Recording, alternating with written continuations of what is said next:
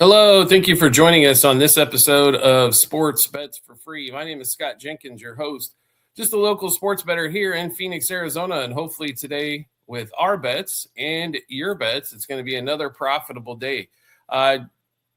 Monday, December 15th, college and NBA basketball. So we got through a lot of the cup stuff and college basketball, extremely light here for this Monday. So we do have a couple games in there, but not a ton, but plenty of NBA to go through. If you're new to our show or been here before, welcome back or welcome aboard. Do appreciate you coming on to take a watch or take a look at what we're got going on. All of our episodes here on YouTube brought to you by the world's #1 sports betting app, Outlier. There's a 7-day free trial for you to check it out in the comments section and on the YouTube channel page. No charge for 7 days. They're so sure that if you try it and really use it, you're going to like it. Also, Discord channel is available for everyone out there. The link is in the comments section as well as the YouTube channel page. Join a couple hundred plus members that love doing the same thing you do. It's called Sports Wagering. Get all of our bets early, unit sizes, where we're putting all of our dough, bonus material, multiple cappers thrown in plays as well. Make sure you check that out. All right, let's get started. College basketball, like I said, only a couple games that we're involved in because there's really just not that much on the board. We're going to go to 7 o'clock Eastern time frame is where we're going to start. VCU and Niagara. VCU at home in Richmond. Viagra coming in at 2-8, 1-6 on the road, or 1-6 on the road. VCU 4-1 at home, 6-4 overall.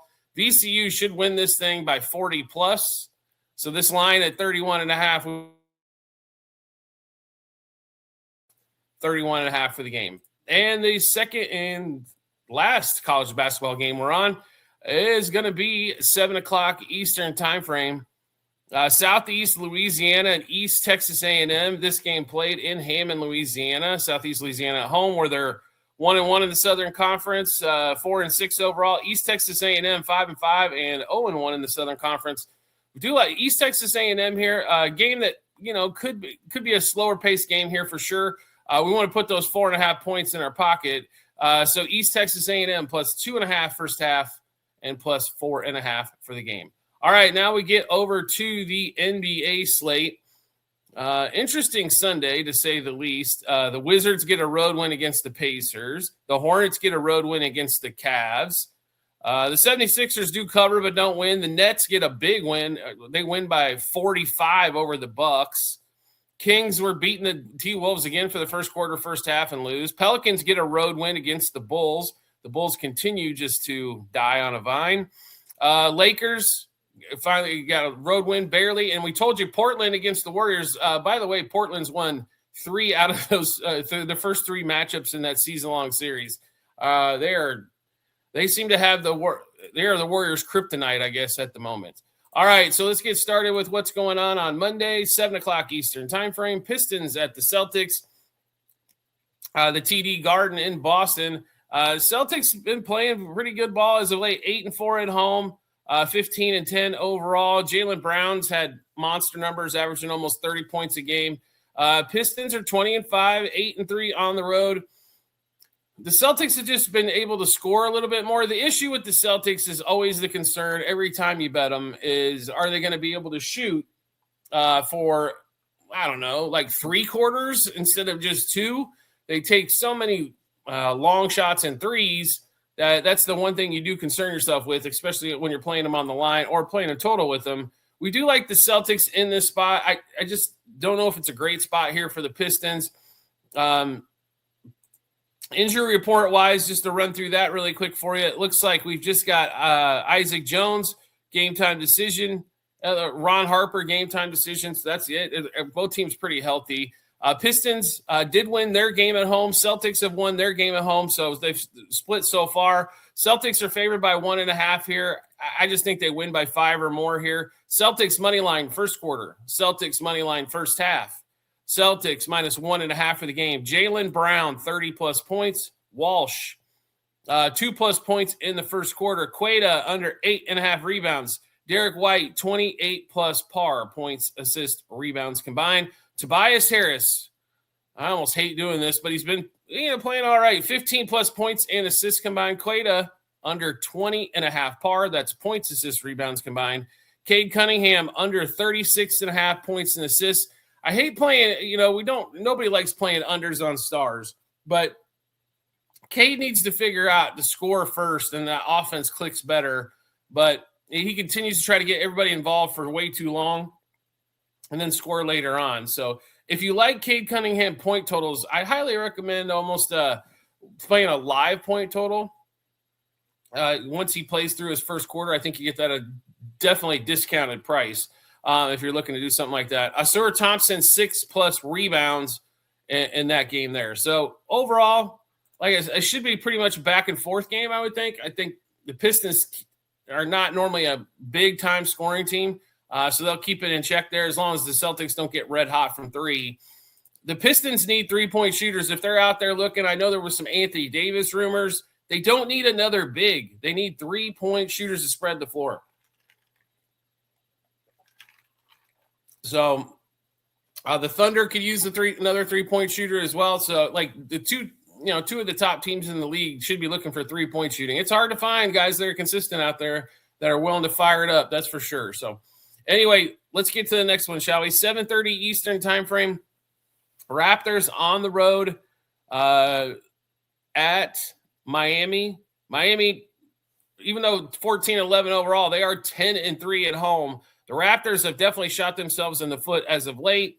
15-11, 7-5. They started off so hot, won those 3 cup games, got beat in the semis. You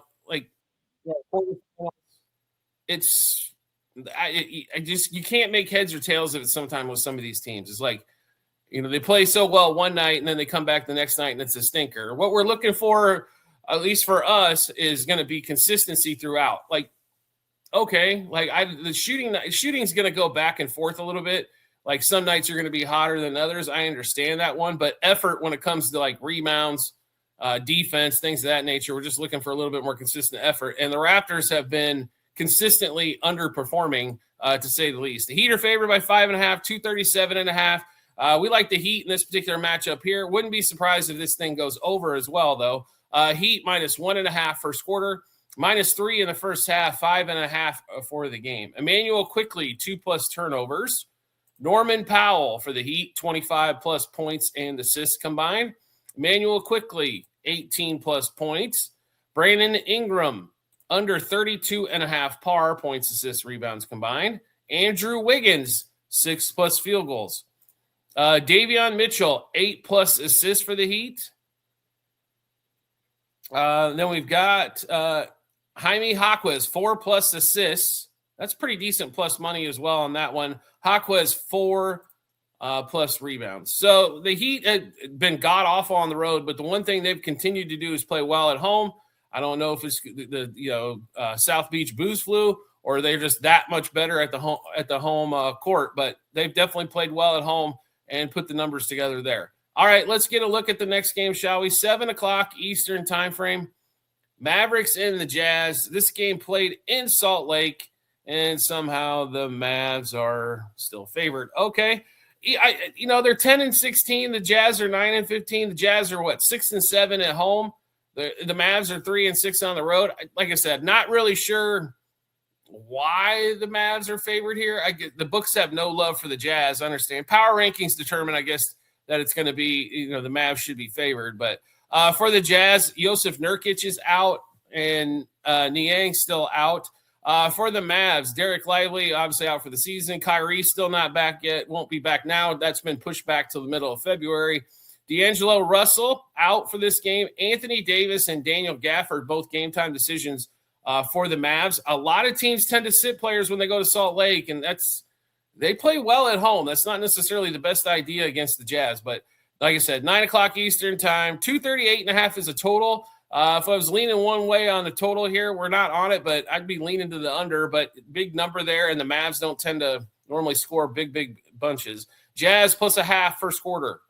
Jazz +0.5 point first half. Jazz +1.5 for the game. Ace Bailey under 17.5 points and rebounds. Svi, 2+ 3-pointers. Markkanen, 8+ rebounds. Markkanen, 34+ points and rebounds. And PJ Washington, 2+ turnovers in that one. All right, next game. next game in the NBA is going to be 9:30 Eastern time frame in Denver at Ball Arena. Nuggets favored by 1.5 here, 235.5 total. Nuggets 6-4 at home, surprisingly enough. They've actually one of the better road teams. They're 18-6 overall, 16-6 for the Rockets. These teams have played one game so far this season. Nuggets did win in Houston, 112-109. For the Rockets, Eason is actually a game-time decision. I hope when he gets back to the lineup, adds some really nice depth for him. For the Nuggets, Christian Braun and Aaron Gordon still out till January sometime. And then we got Strother is actually a game-time decision. When you're looking at power rankings, the way this one ranks out, it's very rare you're going to find a 50% even on both sides. No, it was crazy. Like, it's 50 dead even on both sides. Isn't that nuts? So the Nuggets are the Nuggets, right? So they tend to play a lot of high-scoring games, not a boatload of defense. They can score. The Rockets, on the other hand, want to try to slow you down a little bit and play maybe a shade more half-court, because that's where Durant really – I mean, when you got Kevin Durant, you're going to play a lot of half-court sets. They don't tend to – they're not the biggest transition team out there. You know, there was no player props available for this game as of yet, just the line itself. We do like the Nuggets here at home. I think they're going to get this home thing figured out where they start going on probably a pretty long home winning streak. But Nuggets -0.5 first quarter. Nuggets -0.5 first half. Nuggets -1.5 for the game. All right, and then we'll get to the final one of the night. 10:30 Eastern time frame. Grizzlies at the Clippers, the Intuit Dome, Steve Ballmer's house. Clippers at 6-19, 3-7 overall. Or 3-7, not overall. 6-19 overall, 3-7 at home. Grizzlies 11-14, 5-7 on the road. Grizzlies have played decent. Clippers haven't seemed like they haven't played in a while. It's been a season to forget so far for the Clippers. For the Grizzlies, Brandon Clark game time decision. Concher, Edey, and Small all out, and Ty Jerome out. James Harden game time decision. Batum game time decision. Derrick Jones still out till probably January, and of course Bradley Beal out since the start of the month. Out for the season, I should say. Man, I cannot seem to talk when it comes to injuries today. My apologies about that. Grizzlies have been playing pretty well, and right now it's more fade the Clippers probably than anything else. We expect Kawhi to have a great game here, and some others, but yeah, that line of 3.5, we'll just take it with the Grizzlies. Grizzlies +0.5 first quarter, +1.5 first half, +3.5 for the game. Jalen Wells, 4+ field goals. Kawhi Leonard, 26+ points. Chris Dunn under 3.5 assists. Jalen Wells, 13+ points and assists combined. Jalen Wells, 12+ points. Jaren Jackson Jr., under 6.5 field goals made. Kawhi, 10+ field goals made. Cam Spencer, who's been a really nice spot off the bench there for the Grizzlies, 4+ field goals made. And Jalen Wells, who's a lot of our props in this one, 2+ 3-pointers. You're catching him at like -110 is definitely some gravy type stuff there. So that's going to be a rundown of college basketball, NBA basketball for Monday, December 15th. If you like the content you're seeing here, do us a favor. Share it, like it, subscribe to the channel, turn notifications on, leave a comment. It doesn't cost you a penny to do all that. It does show a lot of love for the creators, whether it's my show or anybody else's out there. It's always greatly appreciative to see positive stuff going on with your show. Also, all of our episodes here on YouTube brought to you by the world's #1 sports betting app, Outlier. Make sure you check it out. The link for that 7-day free trial is going to be in the comments section as well as the YouTube channel page. You get great bet ideas. They hit 60, 70, 80, 90%. You can get where the money's coming in on the books. You can also get what they call EV betting, which is going to show you value on the lines where the line is off. So stuff that might be -110 that should be -140, or something that or like let's say something's should be -110 and it's +120 when we're playing. So it's going to show you all of those as well. Plus, you can make multiple bets from one spot or at multiple books, and keep those all in one spot, and odd shop at all the books that you're a part of as well. one of the keys to sports betting is make sure you have multiple books if you have the option, because you want to make sure you're getting the best price for your money. You can do that with Outlier, 7-day free trial, like I said, in the comment section of our YouTube channel page. And then our Discord channel is also going to have a link in the comment section or on the YouTube channel page as well. You get join a couple 100+ members that love the same thing you do, sports wagering. You get all the events early, you get unit sizes to show where you should put your money first with all of our big plays.